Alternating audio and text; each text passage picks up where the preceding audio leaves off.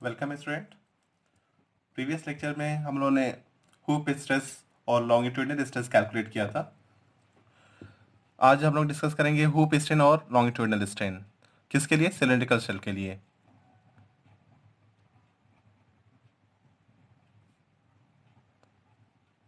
बहुत सी चीज़ें हम लोगों ने डिस्कस किया था कि थिक शेल क्या होता है, थिन शेल क्या होता है, वो सारी चीज़ डिस्कस हो गई थी। इसके अलावा लॉन्गिट्यूडिनल स्ट्रेस कैलकुलेट किया था जिसकी वैल्यू PD/40 थी, और हुप स्ट्रेस जिसको कहते हैं यस सिग्मा यस डिनोट करते हैं, इसकी वैल्यू PD/2T, जहाँ पे सारे टर्म्स का मतलब E for internal pressure, D for diameter and T for thickness of the wall of shell. Same here, hoop stress equal to P for internal pressure, D for diameter of shell and T for thickness of shell. ठीक है, आज हम लोग calculate करेंगे longitudinal strain. ये stress था तो उसके बाद लॉन्गिट्यूडिनल स्ट्रेन आएगा। लॉन्गिट्यूडिनल स्ट्रेन, लॉन्गिट्यूडिनल स्ट्रेन है किसके लिए? Longitudinal strain for cylindrical shell.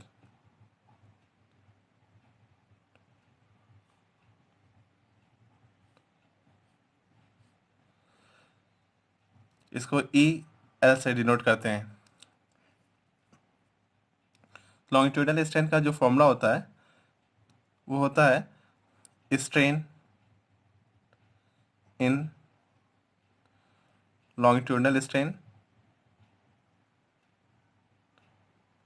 या इसको ऐसे भी लिख सकते हैं, strain in longitudinal portion minus strain in circumferential portion due to longitudinal strain। ये सारी चीज़ें हम लोगों ने डिस्कस की थी जब स्ट्रेस और स्ट्रेन जब मैं पढ़ा रहा था आपको।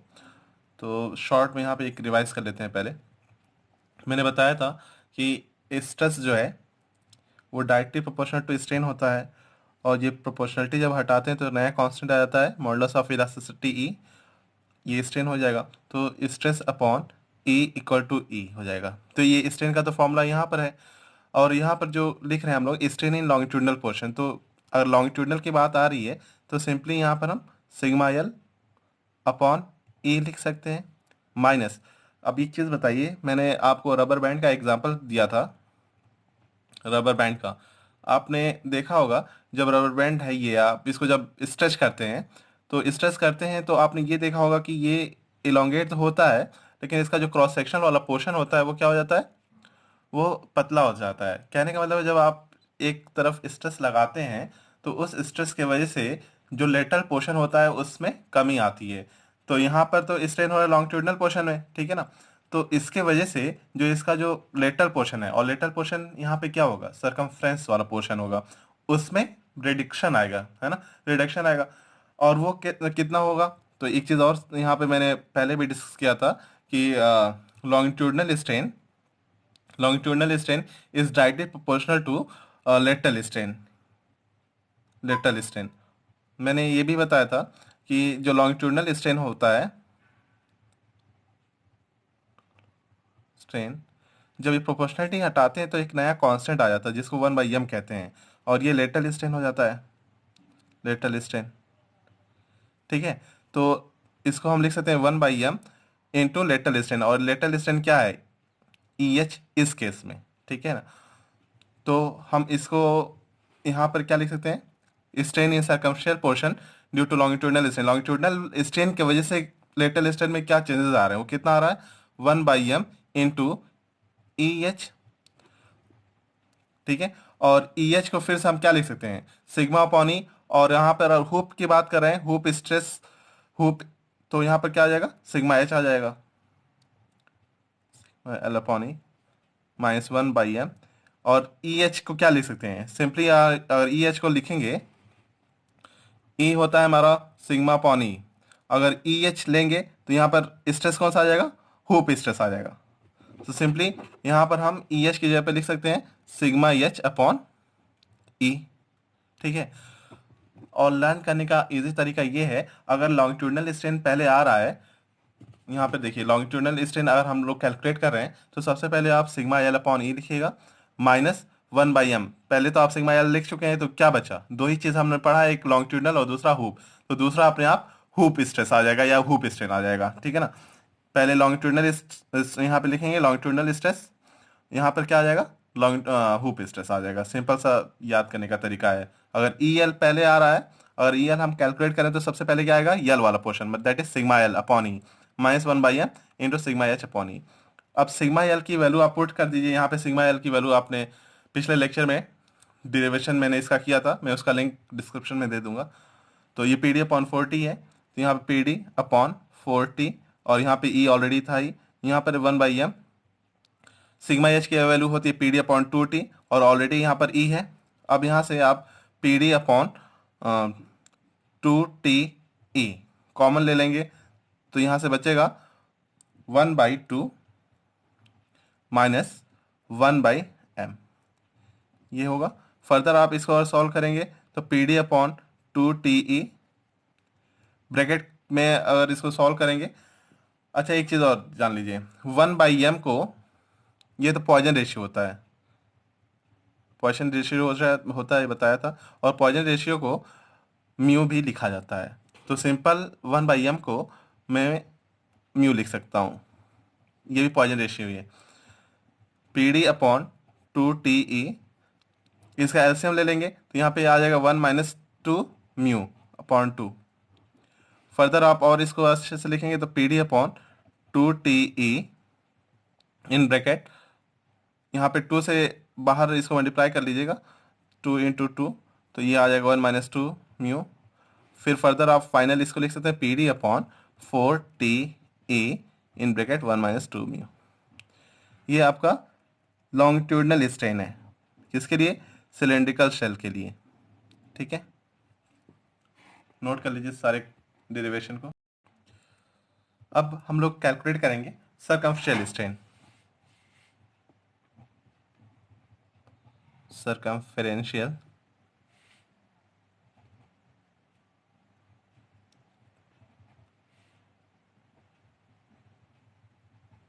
या इसी को कहते हैं हुप स्ट्रेन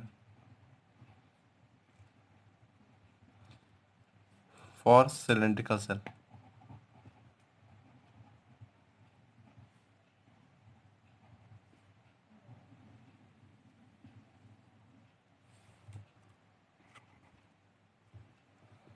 यहाँ पे ही होगा, इसको सही कर लीजिएगा। अच्छा, अब ई एच से डिनोट करेंगे सरकमफेरेंशियल स्ट्रेन के लिए, ई एच से हुप स्ट्रेन, और ई सी भी लिख सकते हैं, सरकमफेरेंशियल स्ट्रेन या सरकमफेरेंशियल हुप स्ट्रेन। ठीक है, तो मैंने बताया था जैसे जब आपका एच आ गया तो सबसे पहले आप यहाँ पे सिग्मा एच रख देंगे, sigma H upon E. Minus भी आएगा क्योंकि हुप स्ट्रेन तो हो रहा है, हुप स्ट्रेन की वजह से जो उसका लेटरल पोर्शन इस केस में जो कंसीडर होगा वो लॉन्गिट्यूडनल पोर्शन होगा, है ना। तो 1/m सिग्मा एल अपॉन ई। सिंपल सा लर्न करने का ट्रिक ये है, और यहाँ पे एच है सब सबसे पहले सिग्मा एच अपॉन ई आएगा। ठीक है, ई तो रहेगा, ई क्यों है ये पता होना चाहिए, क्योंकि स्ट्रेन का फॉर्मूला ही होता है सिग्मा अपॉन ई, तो इस वजह से ई तो रहेगा ही। और एच है तो सबसे पहले एच आ जाएगा minus Poisson ratio into sigma L upon E, क्योंकि ये एक बार एच आ चुका है तो उसके बाद आएगा यल सिग्मा एल। और स्ट्रेन की बात करें तो सिग्मा अपॉन ई रहेगा ही, तो यहाँ पे सिग्मा एल अपॉन ई लिख देंगे, सिंपल सा। ठीक है, अब hoop strain, sorry hoop stress जो होता है, अब पता है पी डी अपॉन 2te होता है माइनस 1/m, और सिग्मा एल जो होता है पी डी अपॉन 4te होता है। यहाँ भी वही काम करेंगे, P D upon 2te common ले लीजिए, ब्रैकेट में बचेगा आपका 1 माइनस 1/2m बचेगा। ठीक है, 1/2m बचेगा। अभी मैंने बताया था कि 1/m को म्यू भी लिख सकते हैं, तो P D upon 2te 1 minus mu upon 2, क्यों, because 1/m can be written as mu. ठीक है, ये भी पॉइजन रेशियो ही है, ठीक है। ये है इधर रफ का पार्ट है। तो पी डी अपॉन 2 TE, यहाँ पर भी एलसीएम लेंगे तो ये हो जाएगा 2 minus mu upon 2। Further solve करेंगे तो ये हो जाएगा P D upon 4 TE in bracket 2 minus mu. ये आपका क्या हो जाएगा, ये हूप स्ट्रेन हो जाएगा। E H equal to P D upon 4 TE in bracket 2 minus mu. Okay, देखिए 3 चीज़ सभी के लिए कैलकुलेट करनी होती है। पहले तो हूप स्ट्रेन, फिर लॉन्गिट्यूडनल स्ट्रेन, और फिर वॉल्यूमेट्रिक स्ट्रेन। स्ट्रेन में जैसे सिलेंड्रिकल शेल के लिए एक यहाँ पे मैं आपको एक बता देता हूँ। अगर सिलेंड्रिकल शेल की बात कर रहे हैं तो इसमें देखिए क्या क्या कैलकुलेट करना होगा। पहले तो आपको हूप स्ट्रेस, जिसको कहते हैं सर्कमस्टेंशियल स्ट्रेस भी बोलते हैं, ये कैलकुलेट करना होगा। दूसरा आपको लॉन्गिट्यूडनल स्ट्रेस कैलकुलेट करना होता है। फिर तीसरा आपको हूप स्ट्रेन कैलकुलेट करना होगा, फिर लॉन्गिट्यूडनल स्ट्रेन। इसके अलावा वॉल्यूमेट्रिक स्ट्रेन भी कैलकुलेट करना होगा। तो हम लोगों ने हूप स्ट्रेस कैलकुलेट कर लिया है, लॉन्गिट्यूडनल स्ट्रेस कैलकुलेट कर लिया है, हूप स्ट्रेन कैलकुलेट कर लिया है, हूप लॉन्गिट्यूडनल स्ट्रेन कैलकुलेट कर लिया है। अब जो नेक्स्ट टॉपिक है वो वॉल्यूमेट्रिक स्ट्रेन का है। ओके, तो देखते हैं इसको कैसे करते हैं। वॉल्यूमेट्रिक स्ट्रेन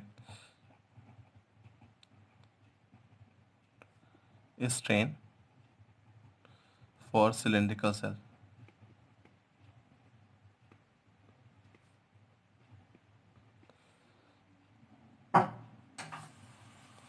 इसको जो है EV से डिनोट करते हैं।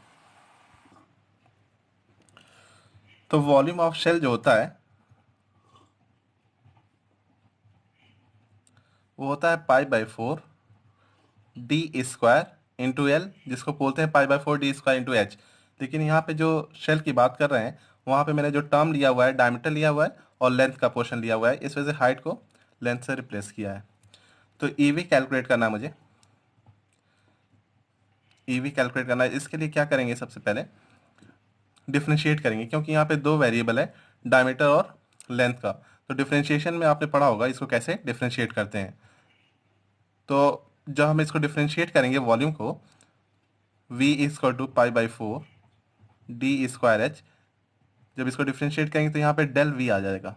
Del V equal to π/4 constant है, एक बार D के रिस्पेक्ट में करेंगे, एक बार L के रिस्पेक्ट में करेंगे।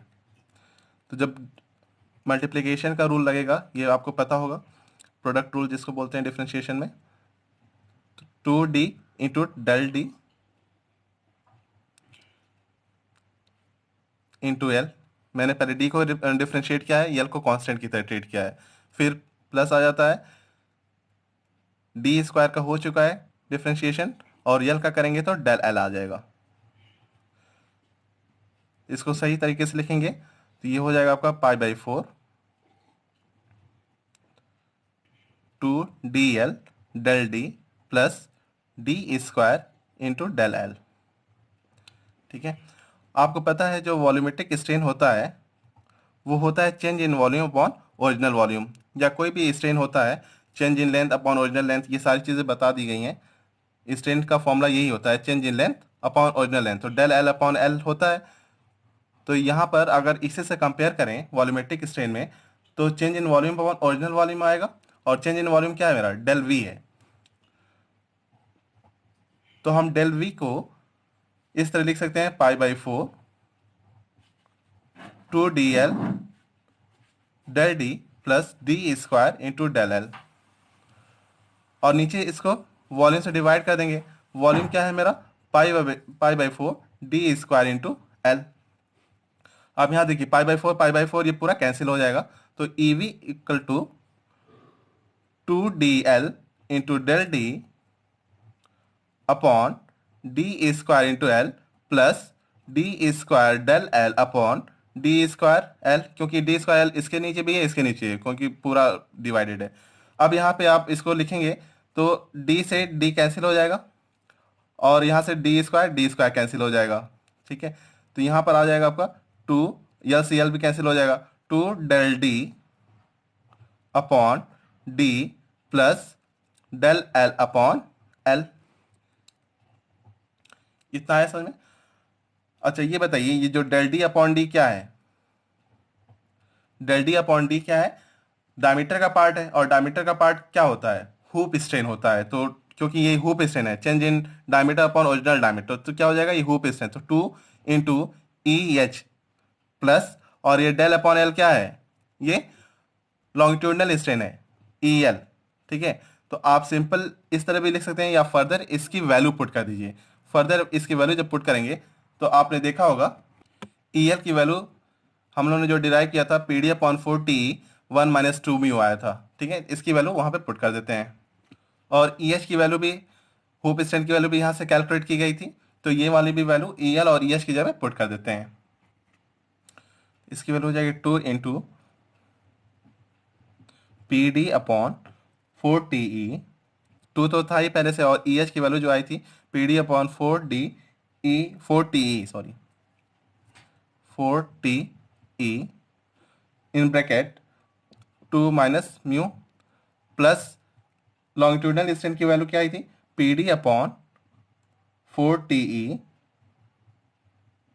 इन ब्रैकेट 1 - 2 म्यू, ये आया था।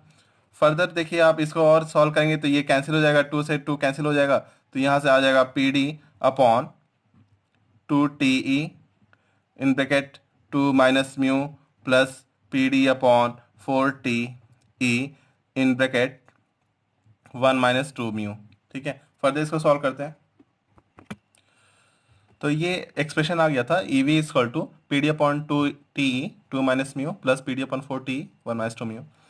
यहाँ से देखिए PD/2TE कॉमन ले लेते हैं, तो यहाँ पे बचेगा 2 - म्यू प्लस, अब यहाँ पर PD/2T है, तो यहाँ पे क्या बचेगा? 1/2 बचेगा इन ब्रैकेट 1 - 2 म्यू। इसको फर्दर आप सॉल्व करेंगे तो ये आ जाएगा PD/2TE इन ब्रैकेट 2 - म्यू प्लस, यहाँ पे करेंगे तो ये हाफ हो जाएगा माइनस म्यू। ये इस तरह से कुछ आ जाएगा। फर्दर इसको सॉल्व करेंगे तो PD/2TE 2, इसको सॉल्व करेंगे तो आपको सबका एलसीएम ले लीजिए सबका, तो सबका एलसीएम लेंगे तो 2 आ जाएगा नीचे, यहाँ पे आ जाएगा, नीचे 1 है तो 1 × 2 तो 4 हो जाएगा, 4 - 2 mu plus 1 - 2 mu.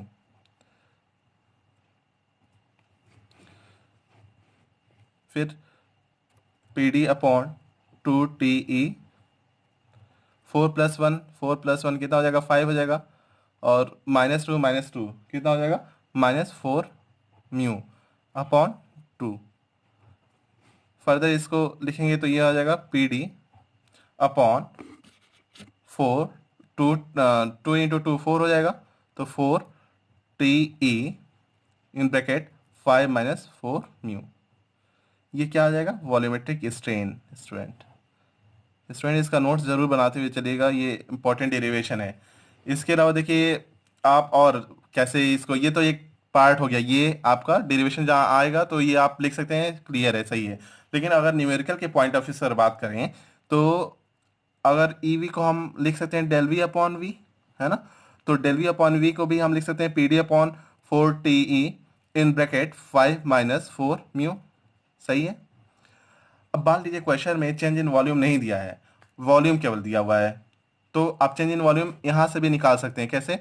Change in volume equal to volume multiply by PD/4TE in bracket 5 - 4 mu.